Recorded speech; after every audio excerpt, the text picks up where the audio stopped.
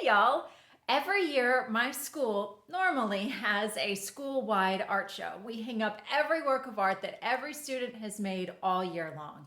And the one thing that's always the biggest hit at our school-wide art show is our glow gallery. We've transformed one room in our school to become this magical space that we filled with black lights, and the kids have created beautiful works of art that they've made with specialized neon and fluorescent paints. I'm here today to share with you all of my secrets on the supplies that we use, from paint to pipe cleaners and more, to make that glow gallery really glow. For our glow gallery, I'm a one-stop shop kind of gal, and for that reason, I love Paken. Their Prang fluorescent paint, Paken fluorescent paper, Creativity Street neon temper sticks, and pipe cleaners are perfect for a glow gallery. You can find all of these things on the Paken page of Amazon. I'm going to be walking you through a project that my fourth graders were working on of aliens invading a city. We used that Prang fluorescent paint, and in this video, I'm also going to demonstrate those really cool temper sticks. I'm actually starting with my favorite kind of paper to use in the art room, which is the Paken mixed media paper. To begin your city, simply start with a series of horizontal and vertical lines. I always encourage my students and you to have a variety of lines for your city. Think of your favorite city, a city near you, the different sizes and shapes of the buildings. Use that as your inspiration. Then let's get a little smaller. Think of smaller shapes that you can use for the tops of your buildings. Right now, I'm drawing with an empty Bingo Dauber bottle filled with India ink. You could use the same. You might not have that though. And if that's the case, just try using a permanent black marker. I'm working on a sheet of paper that is 18 by 12. You could, again, work a little bit smaller. No matter what you do, start to think about the small details. Again, variety is what is going to make each one of these buildings unique and different. And when you have variety in your artwork, there's a greater chance that people will spend a longer amount of time staring at your beautiful masterpiece. Once your city is complete, then we're going to leave it black and white. We're going to start working on the background.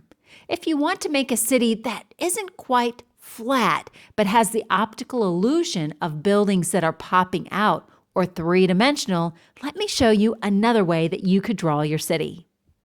For buildings that have the illusion of coming out into space, begin with a vertical line and then create an arrow at the top with two diagonal lines. From there, make two lines that go straight down vertically, and then follow the path of that arrow at the top to create the windows in your building. Would you look at that? All of a sudden, you've created the illusion that your building is popping out. To repeat that process, but have a variety of shapes in your buildings, try having your arrow be a little bit longer, or try having your vertical line be a little taller. Again, think about the variety of windows and doors and shapes that you can add in each one of your buildings.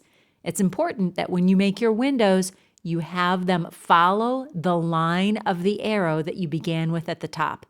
You could even squeeze in some of those flat rectangle buildings that you're now an expert at making. Go ahead, work on your buildings. I'm going to finish mine. Ooh, even go for maybe a stained glass or an unusual kind of window shape. You could even do a little searching online and check out different kind of buildings for inspiration. To really contrast or make my buildings stand out, I'm leaving my buildings black and white, and I'm just going to be painting my sky. I'm using that fluorescent Prang paint. This is the paint that looks beautiful not only in the light of day, but also under black light. By the way, did you know that you can make your own black light with your phone? If you take a piece of clear tape, color it with a purple Sharpie, and place it over the flashlight function of your phone, you can make your own black light. All right, back to painting. I'm using the warm colors for my sky, and I'm going for a sunset kind of look. When I'm painting something like a sky, especially if I'm trying to make it look realistic, I blend my colors together just a little bit. Notice how the yellow blended together with the orange to create a yellowish orange color. I didn't want to have a big stripe in my sky. I wanted to show that the colors were blending. That's what I'm doing right here. When you're painting, you might want to try that too. All right, what if you wanted to make more of an abstract kind of sky? For that, why not try painting patches of different color? Again, I'm still using the warm colors. I'm using pink and orange and yellow. You could use any colors you like. These are the colors that I cannot wait to see how they turn out under black light. All right, using those patches of color, I have completed my abstract sky. Now let's move on to monster making. The cool thing about making a monster is you can make it any way you want to. There's no right answer, there's no wrong answer, there's just your answer. I'm using a permanent marker, and I'm going to start with the eye. That's my favorite thing to start with when I'm drawing a made-up or invented creature. Sometimes you could draw one eye, making it a cyclops. You could draw bunches of eyes, but that's what I like to start with. Then the shape of the body and any other details, horns, wings, feathers, feet, arms, lots of arms. The choice is yours. This is where your imagination can really go wild. Have fun working on your monster and just see exactly what you can come up with. One of the artists that my students used as inspiration goes by the name Kudala. You should check him out. His monsters are something really special and fun. My favorite part about making monsters is just having a little stack of paper and my marker where one idea just leads to another. One eyeball in this case led to a whole bunch. What to add from here? Again, starting with the eye and then thinking of the shape of the body will really help you out. Also, think big. How can you, as you draw your monster, fill the entire space of your paper? What could you add to really fill it up? And don't forget to sprinkle in personality. A big smile missing a tooth, a big pair of wings with polka dots. This is your time. This is when you get to create something truly special and unique, just like you. In my art room, my students drew monsters over and over and over. One idea kept leading to another.